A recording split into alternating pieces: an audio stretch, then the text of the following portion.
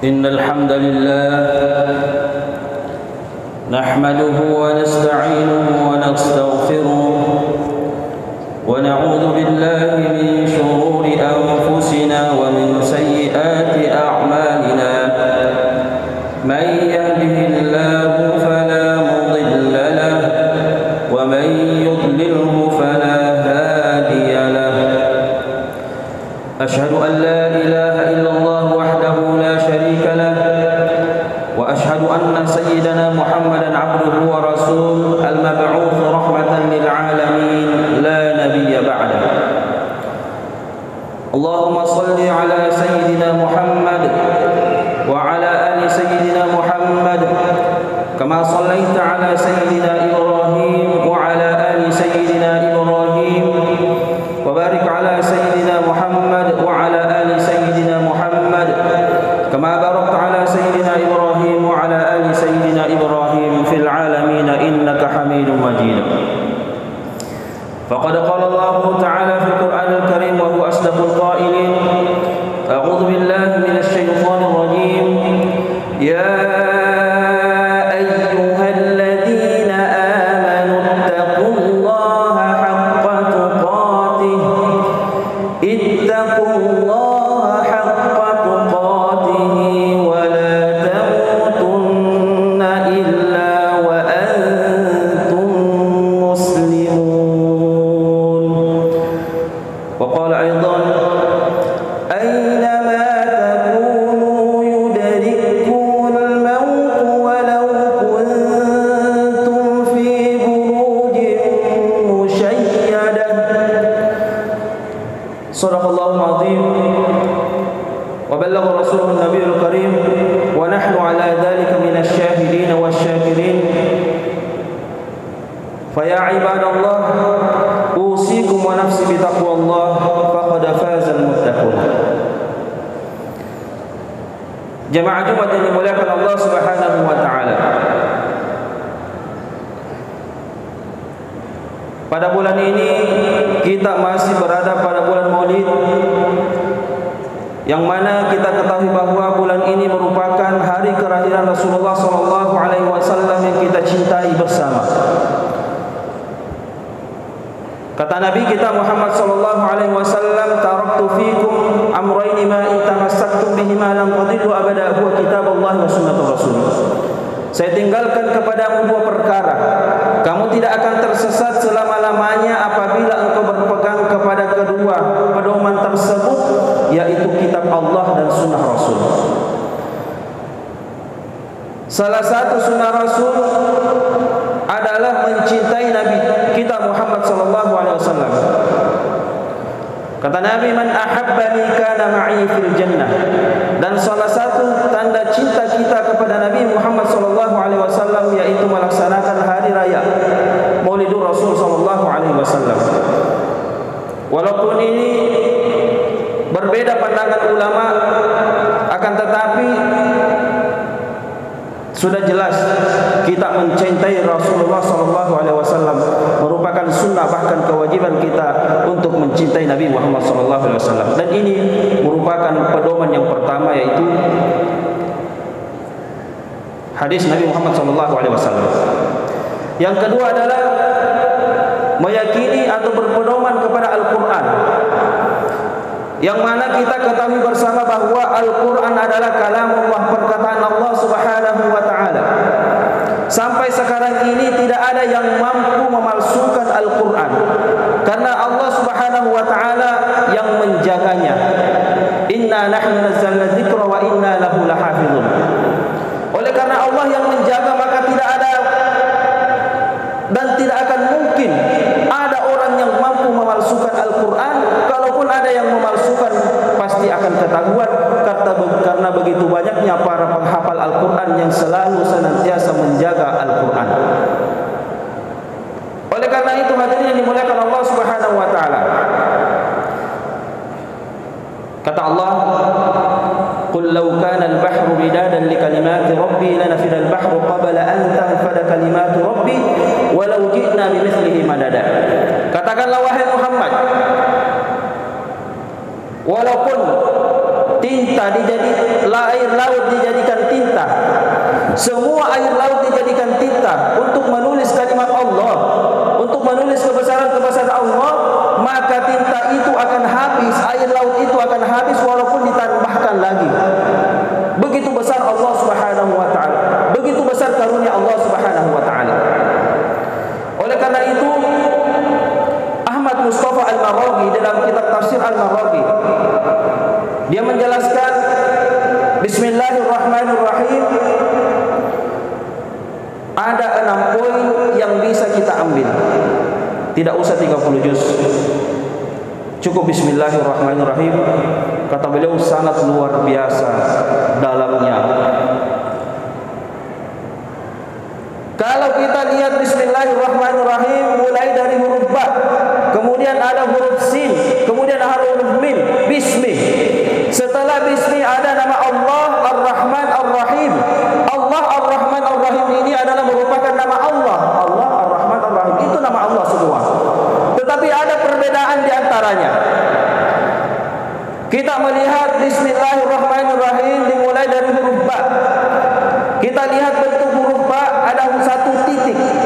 Kenapa 1 titik? Itu adalah simbol, kata beliau, bahwa asal kita dari setetes air yang hina, setetes air yang menjijikkan, dari situlah asal kita bersama.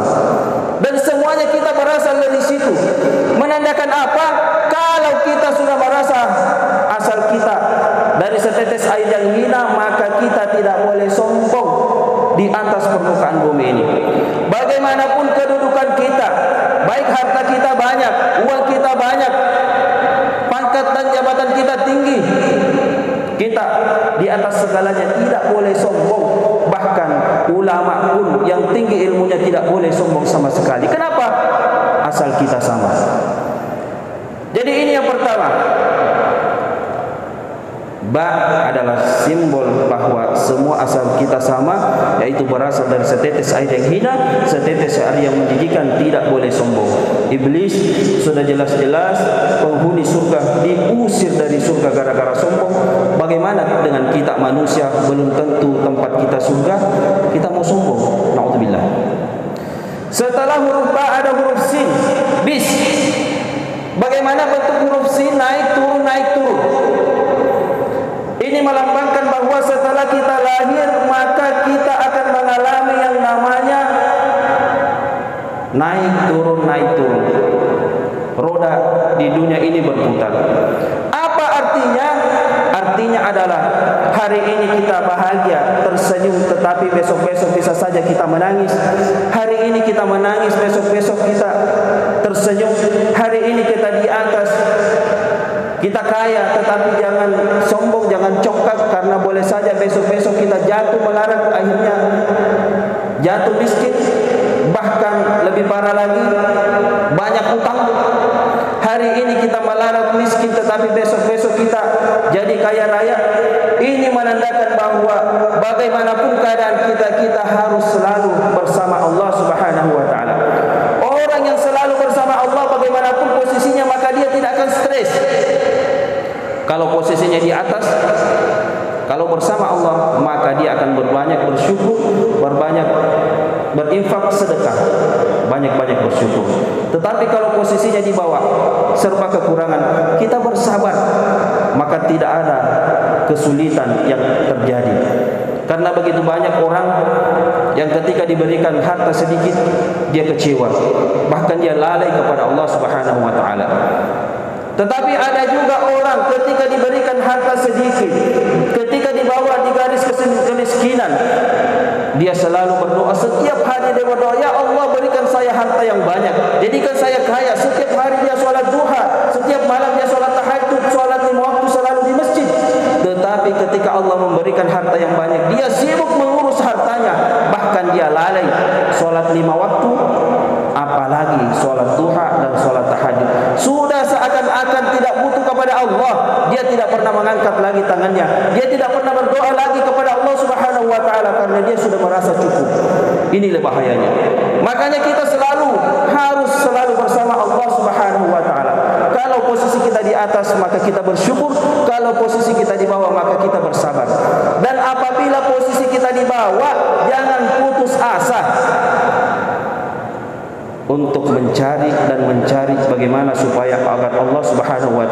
menjadikan kita kaya. Kenapa? Banyak sekali jalan untuk menjadi kaya. Mungkin pekerjaan kita yang satu belum cocok, kita cari lagi pekerjaan yang lain. Belum cocok, kita cari pekerjaan lain. Jangan pernah putus asa. La taqnatu min rahmatillah. Yang penting dibarengi dengan doa. Fa idza azamta fatawakkal 'ala Allah. Harus kita berdoa dan berusaha. Artinya apa? Jangan kita pernah putus asa bagaimanapun keadaan kita, sesulit apapun kita selalu berdoa dan selalu berusaha. Insyaallah Allah akan memberikan yang terbaik. Setelah huruf sin ada huruf mim, bismi. Kita lihat bentuk huruf mim bulat. Kenapa bulat? Karena ini seperti lingkaran, tidak ada orang yang bisa keluar dari huruf mim. Apa itu mim? Yaitu maut atau mati. Kata Allah Subhanahu wa taala sebagaimana yang saya sebutkan tadi, aina ma takunu yadrikumul maut walau kuntum fi burujin musyayyada. Dimanapun engkau berada, kematian akan datang walaupun engkau bersembunyi di belakang tembok yang tebal, yang kuat, maka pasti kematian akan datang kepadamu. Intinya kita tidak bisa menghindari kematian. 1 tahun atau hari ini mungkin banyak yang meninggal, ataupun setelah sholat Jumat kita tidak tahu. Yang jelas saya sudah pastikan bahwa 50 tahun ke depan di sini sisa sedikit yang hidup. 100 tahun ke depan kita sudah tidak ada semua lagi. Artinya kita sudah di bawah tanah. Makanya kematian ini hampir setiap hari kita lihat mobil jenazah lewat. Hari ini kita melihat mobil jenazah lewat diantar ke kuburan. Bisa saja sebentar lagi kita lah yang diantar ke kuburan. Hari ini kita berada di atas tanah, bisa saja besok-besok kita di bawah tanah. Ini menandakan bahwa kita harus selalu mempersiapkan diri untuk selalu menghadap Allah Subhanahu wa taala, yaitu kematian. Makanya jangan terlalu cinta dunia, karena begitu walaupun bagaimana banyaknya uang kita di bank, walaupun bagaimana deposito kita, walaupun bagaimana besarnya rumah kita di dunia, walaupun bagaimana banyaknya mobil mewah kita di dunia, semua itu akan kita tinggal. Yang kita bawa hanya yang kita infakkan di jalan Allah Subhanahu wa taala. Semua kita akan mati. Bismillah, setelah bismi ada nama Allah Subhanahu wa taala. Allah yang mana? Allah lah yang menciptakan kita. Allah yang menciptakan alam jagat raya ini bersama planet-planet. Begitu besar Allah Subhanahu wa taala. Dan ketika kita nanti meninggal, kita masuk dalam kubur, bahkan sampai kita dibangkitkan di padang mahsyar, nanti kita akan mempertanggungjawabkan segala apa yang kita lakukan di dunia ini. فَمَنْ يَعْمَلْ مِثْقَالَ ذَرَّةٍ خَيْرًا يَرَهُ وَمَنْ يَعْمَلْ مِثْقَالَ ذَرَّةٍ شَرًّا يَرَهُ. Kebaikan sekecil apapun itu yang kita lakukan di dunia ini pasti Allah balas. Begitu pula sebaliknya, seburuk sekecil apapun keburukan yang kita lakukan pasti Allah balas. Makanya jangan anggap remeh, oh ini dosanya kecil, jangan anggap remeh. Kenapa? Pasti Allah akan balas. Makanya banyak-banyak bertobat. Setelah nama Allah Bismillahirrahman ada Ar-Rahman. Ar-Rahman ini adalah merupakan nama Allah juga, tetapi artinya Maha Pengasih. Dikatakan bahwa begitu pengasihnya Allah, Allah tidak memandang dan memilih siapa yang rajin ibadah, siapa yang malas ibadah, siapapun itu, yang penting dia rajin mencari nafkah, Allah akan berikan rezeki. Allah tidak memandang dan memilih orang Islam atau non-Muslim pun Allah berikan rezeki. Bahkan kadang-kadang non-Muslim lebih banyak hartanya daripada kita yang rajin beribadah. Jadi Allah Subhanahu wa taala Maha Pengasih. Allah Subhanahu wa taala menciptakan udara, diberikan semuanya dan gratis. Allah Subhanahu wa taala menciptakan cahaya matahari, diberikan semuanya dan gratis. Baik orang beribadah, orang yang tidak pernah beribadah, bahkan orang yang selalu berbuat maksiat, Allah berikan kenikmatan cahaya matahari dan udara, air dan seterusnya. Begitu pengasihnya Allah. Tapi sekali-kali jangan cemburu bagi kita yang rajin ibadah, karena setelah ada Ar-Rahman ada Ar-Rahim. Apa itu Ar-Rahim? Maha Penyayang. Maha Penyayang ini tidak berlaku lagi seperti di dunia. Apa artinya? Orang-orang yang rajin ibadah sewaktu hidup di dunia, orang-orang yang rajin bersedekah, berinfak, rajin beramal soleh sewaktu hidup di dunia, baik dia dalam keadaan posisinya kaya ataupun miskin, bagaimanapun keadaannya, yang penting dia rajin beribadah, ketika dia mati pasti Allah sayangi. Dan orang yang disayangi Allah Ar-Rahim, maka Allah akan masukkan ke dalam surga. Tetapi orang-orang yang tidak kenal Allah sewaktu hidup di dunia, orang-orang yang jauh dari Allah sewaktu hidup di dunia, maka Allah Subhanahu wa taala tidak akan menyayangi di akhirat. Sifat Ar-Rahim Allah akan berlaku. Bagaimana kalau tidak disayangi? Pasti dimasukkan ke dalam neraka Allah Subhanahu wa taala. Oleh karena itu jangan cemburu bagi kita yang rajin ibadah.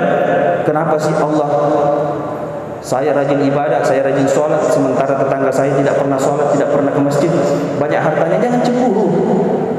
Itu namanya istidraj. Yang jelas ketika kita meninggal, Allah akan sayangi kita, tetangga kita tidak akan disayangi karena jauh dari Allah Subhanahu wa taala. Jemaah Jumat yang dimuliakan Allah Subhanahu wa taala. Kata Dr. Zakir Naik, begitu mulianya dan besarnya keagungan Al-Qur'an. Sampai sekarang Al-Quran sudah terbukti 80% kebenarannya. Baik yang berbicara tentang sejarah, baik yang berbicara tentang ilmu pengetahuan, baik yang berbicara tentang apapun di dalam Al-Quran, itu semua sudah terbukti 80% kebenarannya di dalam Al-Quran. Dan sisa 20% belum bisa dibuktikan kebenarannya secara ilmiah. Karena kenapa? Itu belum terjadi. Apa yang belum terjadi? Yang belum terjadi ketika Allah Subhanahu wa taala berbicara tentang hari kiamat. Hari kiamat belum terjadi. Yang belum terjadi ketika Al-Qur'an berbicara tentang pada mahsyar, itu belum terjadi kecuali orang yang sudah di dalam kubur itu sudah menyaksikan. Al-Qur'an berbicara tentang pada mahsyar, Al-Qur'an berbicara tentang keindahannya dan keenakannya di dalam surga, itu belum terjadi. Bahkan Al-Qur'an berbicara tentang bagaimana pedihnya di dalam neraka, itu juga belum terjadi. Inilah 20% yang belum bisa dibuktikan. Dan yakinlah seyakin-yakinnya bahwa Al-Qur'an akan terbukti 100% ketika kita meninggal dunia. Dan sampai sekarang tidak 0,0001% pun sudah dibuktikan kesalahannya. Artinya sudah terbukti semua apa yang dikatakan oleh Al-Quran. Jemaah yang dimuliakan Allah Subhanahu wa taala. Sebelum saya tutup, saya ingin memberikan amalan. Di dalam kitab Kasyifatus Sajah, Syekh Al-Bantani mengatakan bahwa barang siapa yang membaca Bismillahirrahmanirrahim sebanyak 21 kali sebelum tidur, maka insya Allah Allah akan memberikan 3 keutamaan. Yang pertama, Allah akan menjaga dari sihir pada malam itu. Artinya apabila ada orang yang iri, apabila ada orang yang dengki, ingin mengirimkan sihir pada waktu itu, ada dia ke dukun, maka tidak akan masuk ketika kita membaca Bismillahirrahmanirrahim sebanyak 21 kali. Yang kedua, Allah akan memberikan kita dijaga harta kita pada malam itu dari pencuri. Allah akan menjaga, Allah akan mengutus para malaikatnya untuk menjaga harta kita. Kemudian yang terakhir, orang yang membaca Bismillahirrahmanirrahim sebanyak 21 kali, maka Allah akan menjauhkan dari mati mendadak. Kemudian yang terakhir, di dalam kitab Fathul Malikul Majid, Syekh Muhammad Hakim An-Nazili mengatakan, apapun hajat kita, apapun doa kita, apapun keinginan kita, ketika kita ingin meminta kepada Allah Subhanahu wa taala, amalkan baca Bismillahirrahmanirrahim setiap hari sebanyak 1000 kali. Insyaallah Allah akan qada hajatuhu bil yusri fid dunya wal akhirah. Allah akan memudahkan hajat kita, baik itu hajat dunia maupun hajat tentang akhirat. A'udzu billahi minasyaitonir rajim. Bismillahirrahmanirrahim. Wal 'asr innal insana lafi khusr illa alladhina amanu wa 'amilus solihati wa tawasaw bil haqqi wa tawasaw bis sabr.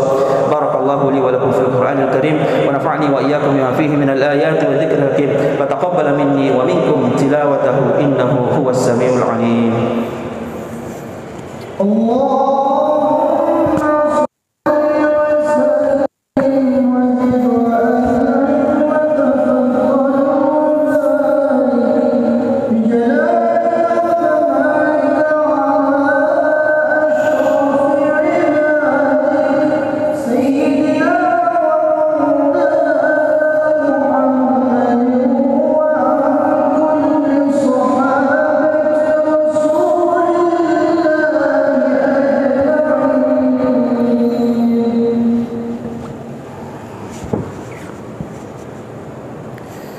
الحمد لله حمدا كثيرا كما أمر.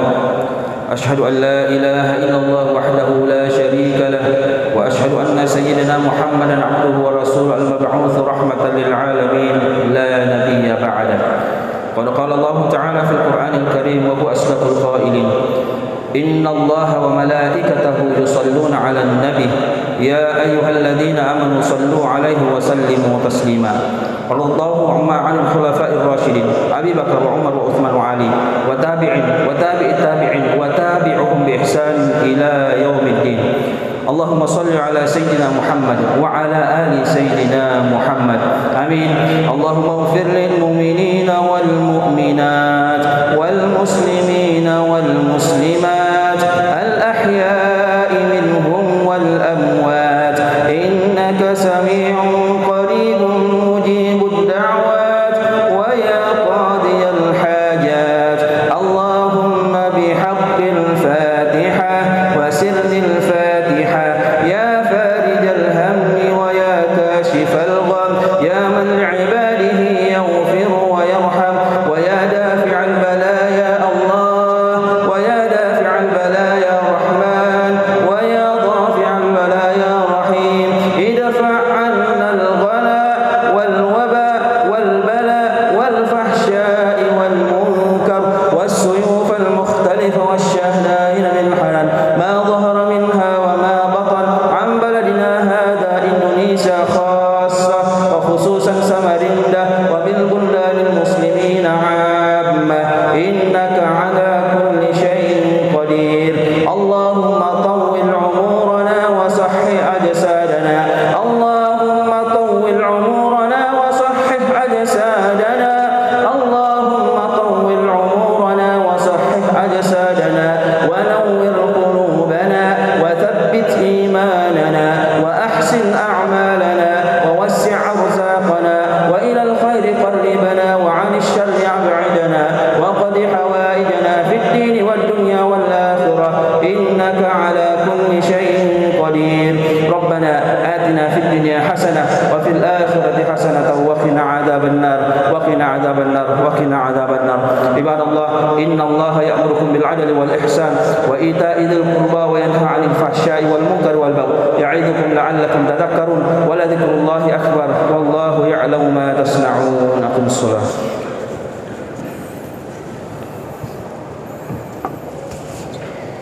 الله